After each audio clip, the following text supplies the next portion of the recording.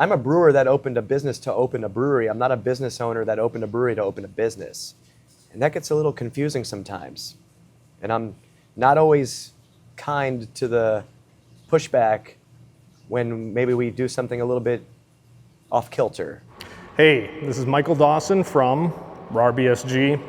One of my favorite parts of my job is getting to talk to brewers about the beers they love, about their introduction to the industry, and about what continues to fuel their passion.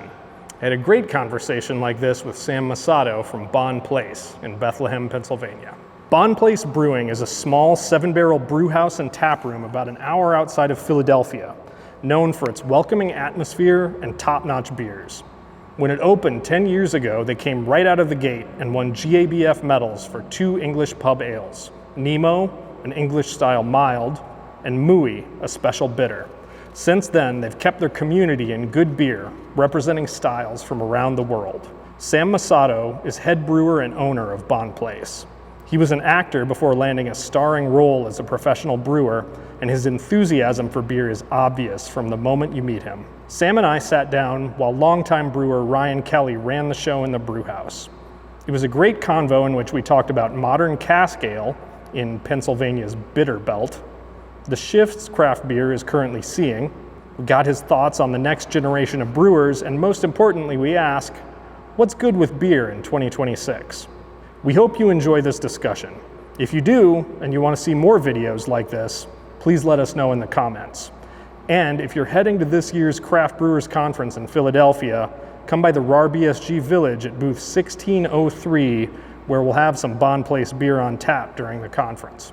I wasn't kidding about pontificating. Like, I would love to get philosophical, Sam, if you would let us. Like, I'm always curious. So, like, this is sort of a weird question to start out with. But like, what was your aha cask beer moment, or your aha beer, I guess? So a couple. The one that always comes to mind first when that question is sort of asked, and when it's asked in a different way, and that's what got you into this, right?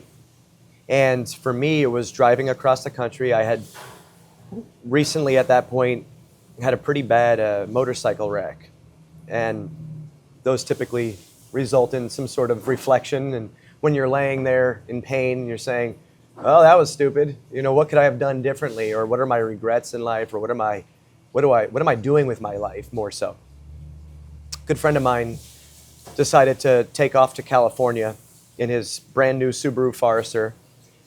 And I like to think that Forester is still on the road, by the way. This was 2002. And we were driving to California, and right over the Colorado-Utah border, he pulled out a bottle of Samuel Smith Oatmeal Stout. And he said, "There's no chocolate in this beer." And I tasted it, and I said, you know, it was almost like that, it's the same moment you had your first Brooklyn chocolate stout and found out there was no chocolate in it. Or that, again, the paradigm shift for me was realizing that flavors taste like whether it's the ester or the phenol, like the flavor is the flavor, not the object. In other words, if Cascade hops are giving you a ton of grapefruit, that same chemical component that makes grapefruit taste like grapefruit is what's making the Cascade hops taste like that as well.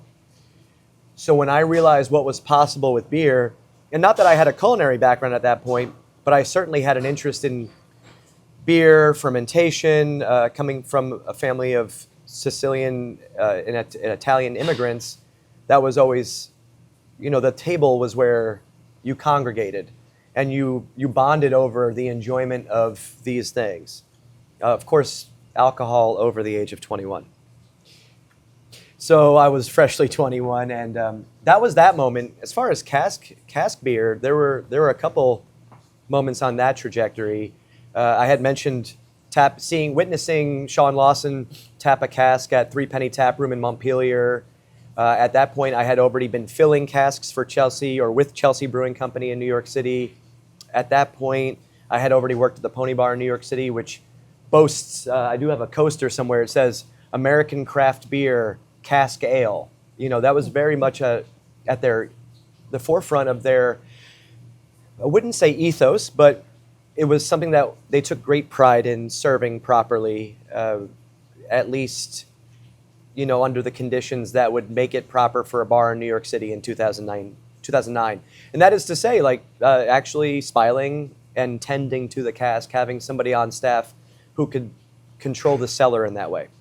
So that got me interested, or at least moved that forward. And then when I worked at Newburgh Brewing Company with Chris Basso, another mentor of mine, he had worked at Brooklyn Brewery for years under Garrett Oliver and was really knowledgeable in the production of cask beers.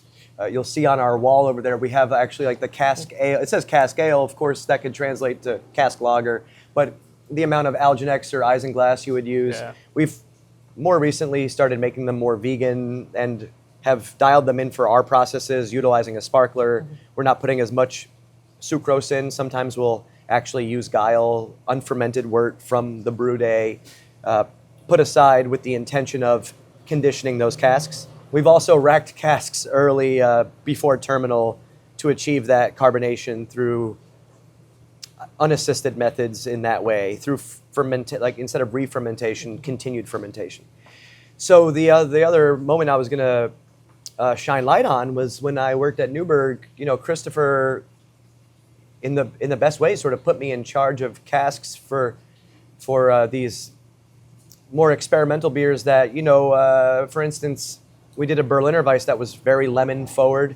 And I said, well, how about we put a bunch of bags of tea in there and see how that goes? At Newburgh, we filled a firkin for a bar in Brooklyn. I'm blanking on the name of the bar, but they were screening a match, football match in Premier League. And we all went down and they had dollar pints of cask beer. And I just remember this 2.8, 3.2% mild. And we all had however many pints it took to finish a cask in an hour. And these moments, there's more that I could recall leading up to Bonn Place and it being so much a part of our early days here. There was Thursday, we tapped a firkin, and by Friday, that firkin was gone. And we were futzing around with those firkins a lot more than we do nowadays. We adhere a bit more to the tradition, but in those days, it gave us our playground where we would, if we were putting lactose in a beer, we would do it there. We wouldn't do it on a full batch of beer that was maybe more traditionally, or adhered to more tradition, and excluded the use of adjuncts or sweeteners or flavors. If we had a free kit from Amaretti, which we all famously received at some point, those extracts were great for casks. So to dispel any myths, we stopped doing it because we ran out of the free extracts. That's very tongue-in-cheek, but there was a line in the sand where it was like, let's stop futzing around with these things and let's. So we recently had a cask event. We've been doing these events once a month called Time for Something, and the Time for Something cask. We did do an old school Bonn Place. I'll spare the term, but the futzy futz cask, and that had all the goofy stuff in it, and it didn't move as quickly as just a pin of dark mild or a pin of. We had a guest cask on, and we've had a lot of really cool opportunities, like I had mentioned before. Doing beer festivals, instead of bringing a jockey box, bringing beer engines and being able to sort of repair them and work on them and tend to them and cellar those. Everybody who's here now, Ryan and Sam, in other words, but also all of the staff, co-workers of ours behind the bar are able to also understand the dynamics of that. And it's, we're going for that cask mark. And I saw that recently. I became, I would say jealous, but I'm not, but DuDCL received theirs, and of course Bull's Head and Lidditz.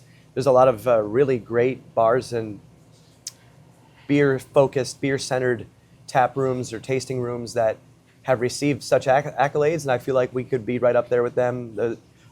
Evan from Plan B, and I am going to name drop because I don't want to not give. I want to give credit where credit is due. Once said that this area of Pennsylvania from here to Forest and Maine was the bitter belt, and he would talk to the lore of Eastern Pennsylvania being able to do these cask conditioned English ales and stuff with, confidence that they would move. What do you think it is about the drinkers here? Because they're, like you mentioned the bitter belt, you mentioned other beer-centric bars or centers of beer consumption that have sort of kept this tradition alive. I love, by the way, that you literally got it written on the wall, in the brew house, right? Like this devotion to what is at risk of becoming a lost art. Like what do you think it is about drinkers in this part of the country that they're willing to sit down and help you kill a firkin? So I think it's this country in general, and I don't know this. I feel like when somebody does something well, people are willing to explore or engage. Something I learned at the Pony Bar was that we served our cask ale. I don't remember ever having a lager. I'm sure at some point they may have.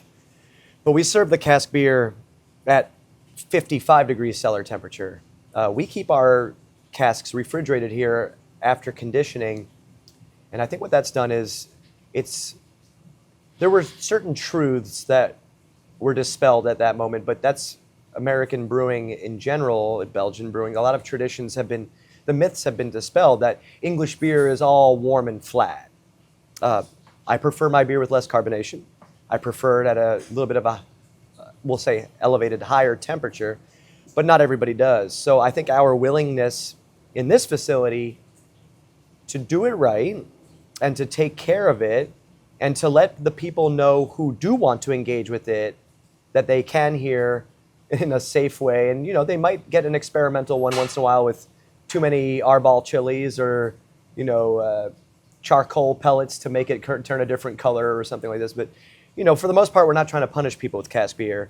And I think if you're willing to do that, that doesn't answer your question, but the reason I want to emphasize that is I don't know that there's success with it across the board. There are a lot of beer engines sitting in basements right now, but I'm also noticing there's a lot of beer boxes that once the beer stopped flowing as it once did, and the lines got dirty or they weren't intended to, I'm seeing a lot of bars and restaurants maybe ordering cans now.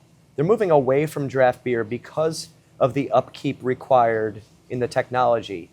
So I don't absolutely have faith that cask beer will always be out there. I do feel that the bars and restaurants and breweries and tap rooms and tasting rooms that I'm hesitant to say do it right, but that do it in a way that satisfies the audience, will always have success in that, because as the beer drinker demographic or those that participate in craft beer drinking shrinks, you're going to have still people who, I don't know that beer will ever go away. Even with prohibitions, we've seen beer maintain and sustain. I just feel like forgive the term, I'm flexing a lot today, but we brought cask beer to Iceland, and it was by no other means than sneaking a beer engine and stillage and sundries and things like this and valves and all these parts that we ordered for here on a pallet of beer that was going to Iceland. I sort of challenged it when the owner of RVK, Siggy, said, we're going to have the first beer engine in Iceland. And I say, your England is right there. The UK, and he's like, what the tariffs and tax, and I'm probably saying too much, right? But this was before the times. This is 6 years ago. And we snuck a beer engine over there, and I'm fairly certain that beer engine is still pulling, and I don't know that he can get repair parts for it too easily, but it just shows you that if you provide something to an audience, maybe they don't know they're looking for it. The Pennsylvania beer drinker, I think we sustain here in PA, not necessarily the Lehigh Valley, but Philadelphia particularly. There's you see a lot of breweries doing more they've made tradition cool again. I mentioned New Balance sneakers. Dad's not always uncool, but Dad's definitely not always cool. But there's a lot of dads, There's a lot of dads. Good point. And I do now teaching this course and meeting people in their early 20s, because you do have to be 21 to take the course, who are there because they're interested. Well, I wouldn't say the entire student body of Lehigh University is interested in brewing or beer or even fermentation sciences, although it could help them in the future in biomedical or any other applications. But the people that take this course, I've noticed, are interested in beer, including two people last semester who did not like beer, and they made a pina colada beer, and they were like, this is possible? And they were like, wow, this is so cool. And their beer actually won the class competition. Wow. So I think that speaks volumes of the generations coming. We're in a cycle. And I do think that Pennsylvania sits in that period and that place where we have a lot of beer drinkers that are willing to explore different methods of, the Lucre faucet for the last 5 years. Wow, it's an over-engineered draft faucet, but man, it pours a great pint of beer, and truly, it does preserve the beer and prevents oxidation. It's really an incredible device that all of these come from getting beer out. How do you get it out of the vessel? And a beer engine is just a pump, and it's pretty darn cool. So I think there's also like a little theater to that, right? Totally. We had one that like whined for a year. Everybody, what the hell is going on over there? So there was something to the. It gets the other people to sit up and take notice. What's that over there? I'm curious. Overall, absolutely. Yeah. And I think that having the beer engine or even the pin on the bar, the firkin on the bar, although terrifying sometimes because you're like, oh, we're going to serve this all tonight.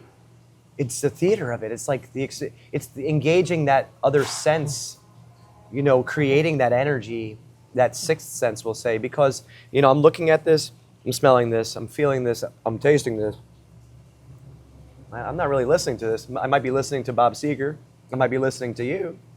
I might be listening to that beer engine, but I'm listening to the chatter. And then that optic, it all comes together. And I think that's the culmination.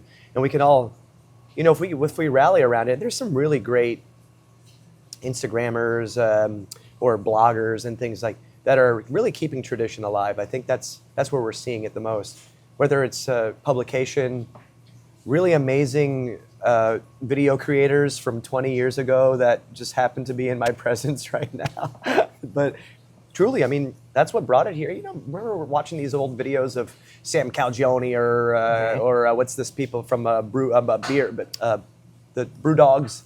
Yeah. And then they had this tonight we're pulling this fucking. It's like, what the heck is that thing, man? Like, so cool. And meanwhile, it's this ancient way of. It's making ancient cool again, Just like New Balance sneakers and Bob Seger running against the wind. We are showing our age. I can't help it, man. Yeah. Greatest generation. Sam, I wanted to go back to something you had said before when we were mashing in, because it really intrigued me. I wrote it down. But you were speaking to the challenge of trying to create this associative connection between an experience and what's in the glass, right? Like as someone in the industry, like you have these recollections of like behind the scenes stuff with colleagues in the brewing industry, like having beers with them, like how, and I think this is something like it's certainly a challenge for brewers in today's market, but like it also applies to chefs, to bakers, anybody in kind of like the culinary realm. Like, how do you approach that challenge and foster that for drinkers? I feel like it's about translating nostalgia. That's the best way I could sum that up. How do you create a moment for somebody else? We've had people get engaged. I don't know that we've ever had people get engaged here to be married, but we've certainly had people meet here who then later on were engaged and I was at their wedding, pouring beer. How do you create that without a tap room? And how do you translate that experience? So it's up to the end user to engage. It's up to the point of service to host that moment or to foster that moment. But really, if we're the denizens or the supplier of this, I often look to, this concept of maybe like the third space, or what are the Germans like crack? The Irish call it crack or Gemütlichkeit, or I'm sure I'm saying that. It's perfect. Incorrectly, yeah. You did. Reinheitsgebot and Gemütlichkeit. When I'm doing my German Duolingo, it's like, this is awful. What are you saying? I think providing that experience is a challenge, but what we're moving more towards is more, it's about being sort of intentional in that way.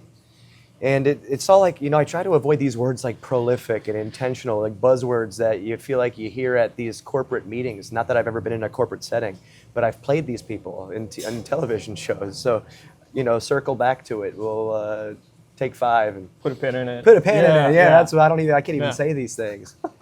Aligned. Yeah, thank you for providing it. I do think that there's a certain responsibility of the brewery to be the third space and supply the people with more than just the beer. We don't have customers here. We have guests here. My customers are whatever bar buys my beer because they're reselling it. That's a customer. And I want to keep our customers happy, but I want to keep our guests satisfied. I want to make sure that they're satiated in their experience. So it's got to be grain to glass. You could strive for perfect, but one loop, one thread's going to be off. So I do think that it starts with the company's mission. The corporate the corporate mission, not so much. I'm a brewer that opened a business to open a brewery. I'm not a business owner that opened a brewery to open a business. And that gets a little confusing sometimes. And I'm not always kind to the pushback when maybe we do something a little bit off kilter. What I mean by that is if we have an espresso machine in our tap room, it's because I want espresso. If you want espresso, I would love to accommodate that request. And that's, truly at the end of the day, that's why it's there. Because why do any of this if it's not satisfying? I used to always say it was about 3 facets, right? If my family, my guests, and my coworkers weren't happy, there's going to be an issue. And I found that to absolutely ring true. But what I always neglected was that being at the helm of this ship, if you're not doing what you set out to do, well, then you're not going to find fulfillment in it. So I come from a hospitalities background as well as a brewing background. And although I am trying to take a step back from the tap room to make sure that this is correct, Ryan makes sure that this is corrected, and he does an amazing job, an incredible job of it. But if that's not corrected and the guest experience, if they don't want to engage with it, then they're not going to find those moments. And it's about making sure that we give them something to talk about. Sam, what is good about beer in 2026? What's good about beer in 2026 is it's becoming more intentional. And I do feel like that's going to make it more sustainable. Moving back, getting away from the 600-calorie cans of lactose-laden, unhealthy, hangover-inducing. In the best way, people are saying, I need to take better care of myself. In the worst way, beer and wine have been sort of, well, not so much wine, right? Like, when I drink a bottle of wine, I feel like I'm okay. Our beer doesn't give you a hangover, though. I like to boast that. We do reduce gluten in our beer. I'm going to say with using Clarity Firm. Right on. We do try to make it. I'm never going to say to somebody that beer is healthy. I'm never going to say to somebody that beer is good for you, that it's a necessity, that you need it. What we do provide here that I do believe you need is social interaction and a safe place. And not that we're giving people shelter, although we do regularly. When somebody asks me for a donation, I say, are you going to feed somebody, clothe somebody, or put a roof over somebody's head? Otherwise, you need to be putting me on ice skates because I need to get something out of this, or somebody does in that case, right? But I would never say to somebody, you need a beer. But there's always time for beer. And beer needs to, in my opinion, go back to a simpler time where it was affordable and didn't destroy relationships and, be a safe, I do still think it's safer than water because we try to get the chlorine out. A lot of municipalities put a lot crazier crap in their beer than we do. Lower ABV beers, moving back towards a lower ABV. The NA thing is cool. I don't often engage, but even I was recently on a flight to Toronto and I was offered a Heineken NA and I took it because I wanted a Heineken and I enjoyed it. Scratch the itch. Yeah, for sure. It definitely did. You know, and it was 8:30 in the morning and I was like, I'm gonna go for a run in an hour and I feel all right about that. I do think that beer is going through a necessary shift. It is a very typical, we see these 7 to 8 year changes and times past aside, whether it's shutdowns, mandatory prohibitions and things like this, I don't think beer is going anywhere. And I think that it needs the shift that's going. So what's good with beer right now is that beer is returning to a moment in time, for me personally, where it was about going to those breweries, engaging with the staff, knowing where your beer came from, and feeling like you were in a safe place that you belonged. Beautiful. You too. Thanks, man. You made it. I learned it from watching you, Dad. Just watch my New Balances. Hell yeah. You alluded to beer being a beverage of moderation. You guys have won awards for Mooey, your pub ale, Angel Bridge, your mild. We've been hearing for years about next year is the year of the lager, year of the lager. I've been waiting for the year of traditional English styles because, like you pointed out, I think there's a market and a place for these 3% easy drinking, sociable, safe, traditional styles. And I love to see them expressed so beautifully here in a place that has such a lovely vibe. I do think that we've been seeing this, but you'll notice that, again, we don't call our bitter a bitter, and that was an early decision. If you look at early photos of Bonn Place, it says pub ale on the board. Because what I had said was, you know, being a big fan of bitters, you know, whether they're bitters as in Underberg or Angostura famously, or maybe more digestives or aperitivo, like aperitivi and things like this.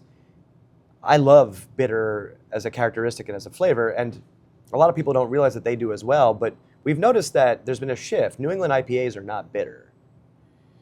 So we decided to call it a pub ale. And at one point we were contract brewing it elsewhere, and the owner of that brewery challenged me. They said, well, why don't you just call it a bitter? A bitter's a bitter. I was like, you know what, you're right. You know, like, there's something beautiful about that. I understood that. The audience did not. They're like, bitter, oh, I hate bitters. Give me the IPA. It's like, okay. So, you know, bitter as a name has shifted. For knowing the history of that term, mild, for instance, as well. Mild is a great one because, wait, you have a triple X, quad X mild at 11%? It's like, yeah, that's right. Well, that's not possible. It's like, no, mild didn't determine the alcohol percentage. You know, there was a myriad, a slew of these characteristics and styles within these breakdowns, or breakdowns within the styles. So, you know, there's ordinary bitter, standard bitter, best bitter, extra special bitter. So I do think that there's space for it in the market. I do think that a lot of us are drinking these beers, consuming these beers under different names. We got a little, you know, somebody had mentioned, CJ had mentioned that if Sierra Nevada Pale Ale can get the World Beer Cup ESB, well, if you called Sierra Nevada Pale Ale an ESB, it wouldn't be received the same way. But it is the namesake, it is the benchmark. I remember working at Pony Bar in New York City, somebody ordering a Sierra Nevada, and I was the porter. They just saw Sierra Nevada, and they were like, this isn't a Sierra Nevada. I'm like, wow. No, it is. Oh, you think it's the pale ale. No, this is the porter. It's like, what does that even mean, right? You know, like, that's one of those, I talk about my dream tap list if I ever owned a bar, and I would have a rotation between pale ale and celebration seasonally available, you know? So I do think that we are drinking these beers under different names, and the pub atmosphere is what would bring those back, or make those acceptable. There is something sort of, Forest and Maine does the best job of it, by the way. They make it so, in my opinion, and you know, this is coming from a 45-year-old man, and I'm only hesitating because I'm trying to figure out how I want to say this, But you go into Forest and Maine and you're like, this is sexy. This is a sexy place, and I'm drinking a sexy beer right now. You know, Sam Calagione can't have all the glory in that way, you know, being the only sexy thing in beer. I'm definitely dating myself with that. But I do think it's about making it, people want lower ABV is what I'm seeing. They don't want to drink things they don't want to drink, but they don't know what they want to drink. So our Berliner Weiss, we serve with tradition to a point where we do kettle sour it. We stand behind that it's a world-class beer, but we offer not only raspberry and on occasion woodruff syrup. We will say, do you want lavender syrup in it? Do you want coconut syrup in it? Do you want pistachio syrup in it? Because we get them and they're non-GMO, responsibly sourced syrups, whether we make them or we get them as best we can to adhere to those rules. It's pretty darn cool when somebody's like, oh, I don't like that at all. It's like, oh my God, I love that. You just made Berliner Weiss cool. Like last year's graduating class, when we didn't have Intercooler, our Berliner Weiss style beer on at the end of the semester, they're like, what the heck? I come in here for that beer. It's like, we have espresso martini, we have vodka soda with syrups and whipped cream, and it's like, no, I don't want that. I want the Berliner Weiss. It's like, yes. And we're calling it that too. Because the problem with that beer, I find, is a lot of breweries will make either a Weiss beer that's, you know, more like Hefeweizen, you know, or closer to, or they'll make a Berliner Weiss and it's like, this is our Berliner Weiss. It's 8.7% and it's got lactose, raspberries, cockleberries, dingleberries, and all sorts of berries in it. Crunch berries. Oh, dude, yeah. I mean, let's go. That's not THP. That's Cap'n Crunch.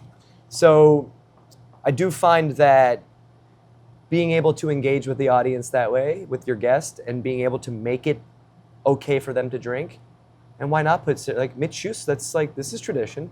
It may not be Bavarian tradition, but listen, you know, how many times have we served alt beer? We make an alt beer here. We mix it with Kirschwasser, like a cherry liqueur, and Coca-Cola. And people are like, Germans would never do that. I'm like, dog, you go to Germany right now. It's like when people say, like, the Italians don't put anything on their pizza. My ass.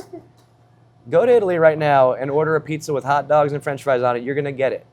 They are okay. They're going to call you 7 years old, but that's all right. You're going to get it. So for these people, like, I find that the people that they just like, they know, right? They're like, they would never do this in Germany. No, I would argue with that, you know? So I do find that that's a cool way to interact. And where else can that happen but at the bar, you know, at the tasting room? We do offer little compostable ramekins of syrups when people get the beer to go as well, so they can engage in this at home. How much do I put in? As much as you want. But you can't take it out once you put it in. A little bit. Add a little. Try some more. You're going to be all right. Going to be just fine. Hospitality rules everything around me. Oh. Chrim. Sam, I know you've got to go teach the next generation about fermentation science, but thank you so much for the time. Thank you so much for the awesome beers. Thank you for the years of everything, and thank you for being along for the ride. You know, it's up to us, right? Yeah. Between not just our own children, I mean the children. The children. Preaching the gospel. We need a poster child. I think Ryan might be it. Let's get Ryan. It's going to be Ryan. Yeah. He's so cute.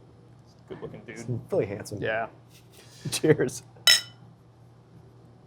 Brewtang is for the children. Brewtang. Oh, damn. That's thanks, Chip. I missed that. If I'm late for class, by the way, we can wrap this up. they don't pay me and I don't have a parking pass. No, that's not like